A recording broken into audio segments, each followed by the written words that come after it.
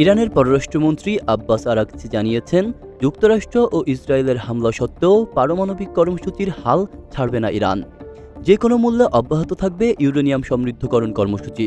London ভিত্তিক website new এরবকে দেওয়া এক সাক্ষাৎকারে তিনি এমনটা জানিয়েছেন।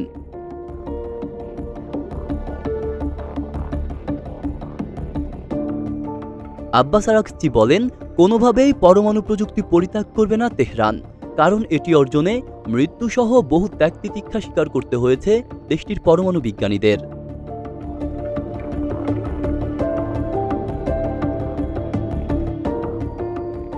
অপরদিকে পরমাণু ইস্যুকে কেন্দ্র করে ইরানের জনগণের উপর চাপিয়ে দেওয়া যুদ্ধ আর নিষেধাজ্ঞা সত্ত্বেও সেখান থেকে ইরানের সরে আসার সম্ভাবনা নেই বলেও জানান দেশটির পররাষ্ট্রমন্ত্রী।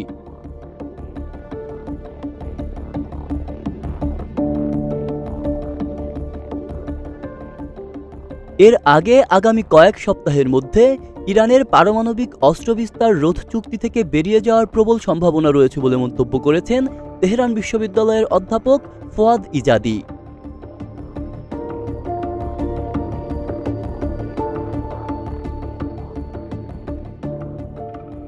কারণ হিসেবে অধ্যাপক ফোয়াদ ইজাদি বলেন, আন্তর্জাতিক আণবিক শক্তি সংস্থার তত্ত্বাবধানে থাকা ইরানি পারমাণবিক স্থাপনাগুলোতে যে আক্রমণ হয়েছে তা আন্তর্জাতিক আইনের পরিপন্থী।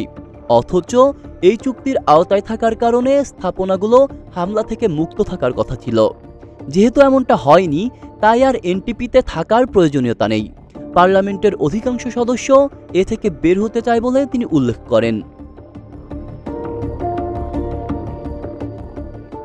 আব্দুল্লাহ রাফসান জনি, ঢাকা প্রকাশ।